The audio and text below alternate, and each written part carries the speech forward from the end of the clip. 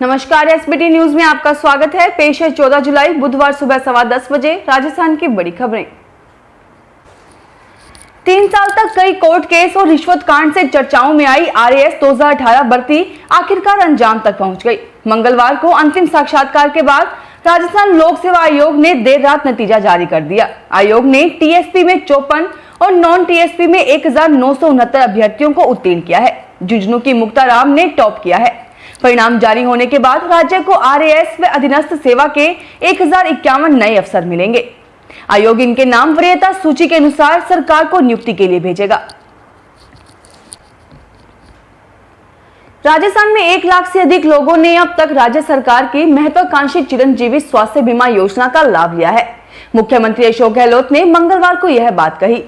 गहलोत ने इस योजना से अब तक नहीं जुड़े हुए लोगों से अपना पंजीयन करवाने की अपील करते हुए ट्वीट किया कि यह बेहद प्रसन्नता की बात है कि चिरंजीवी योजना में अब तक 1 लाख से अधिक लाभार्थियों के 100 करोड़ रुपए से अधिक राशि के कैशलेस इलाज हो चुके हैं।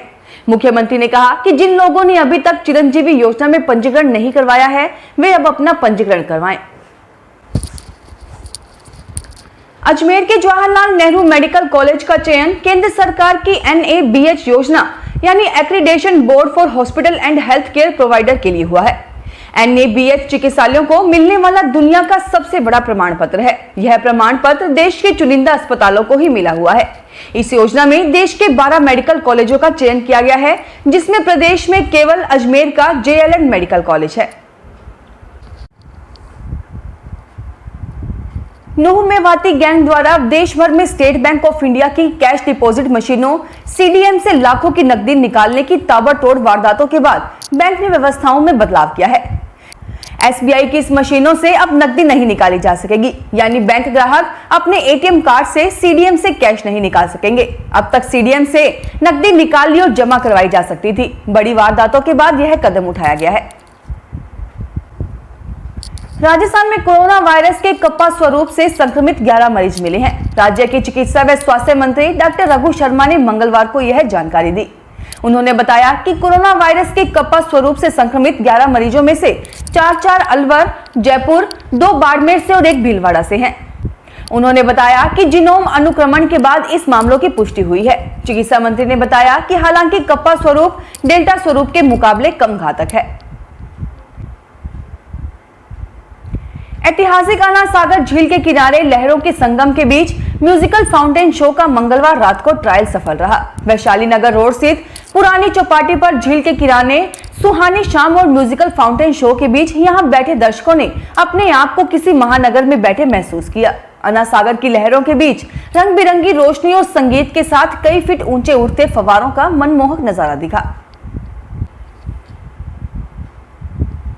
पूरा राजस्थान भले अनलॉक 4 में खुल रहा है, लेकिन जोधपुर विकास प्राधिकरण में अब भी लॉकडाउन जारी है। यहां पर पट्टा बनाना, नियमन और नाम ट्रांसफर जैसे कार्य और प्रकरण लेकर आने वाली जनता को सुबह 11 बजे से दोपहर 1 बजे तक ही प्रवेश की अनुमति है। इसके बाद JDA के गेट बंद हो जाते हैं। यह लॉकडाउन तकरीबन 15 दिन से चल रहा है।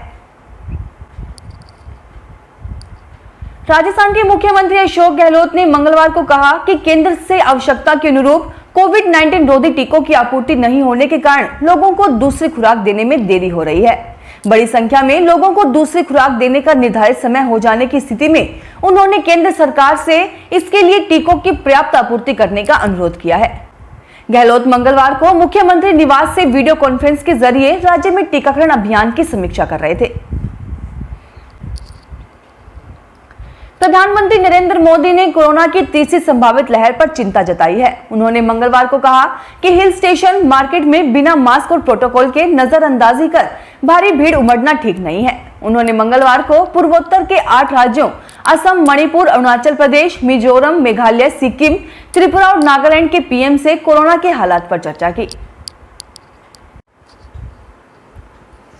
राजस्थान माध्यमिक शिक्षा बोर्ड ने कोरोना काल में विधवा हो चुकी महिलाओं को रीट 2021 में श्रेणी संशोधन के लिए एक अवसर दिया है। यह अवसर उन महिलाओं के लिए है जिन्होंने पूर्व में रीट के लिए आवेदन कर रखा है। रीट 2021 में समन्वयक की ओर से गत दिनों जारी दिशा निर्देशों में कहा गया था परीक्षा आवेदन पत्र में विधवा श्रेणी संशोधन के लिए रीट 2021 परीक्षा में आवेदन कर चुकी महिला अभ्यर्थी जो कोरोना काल में विधवा हो गई, उन्हें आवेदन में विधवा श्रेणी का संशोधन करने के लिए निःशुल्क अवसर प्रदान किया गया। ऐसी विधवा अभ्यर्थी बोर्ड की वेबसाइट पर श्रेणी सुधार के लिए 14 जुलाई 2021 तक ऑनलाइन आवेदन कर सकेंगी। अडानी ग्रुप ने मंगलवार को मुंबई एयरपोर्ट को टेक ओवर कर लिया। एयरपोर्ट चलाने वाली company Mumbai international airport limited में अडानी ग्रुप की कंपनी का 74% हिस्सा होगा।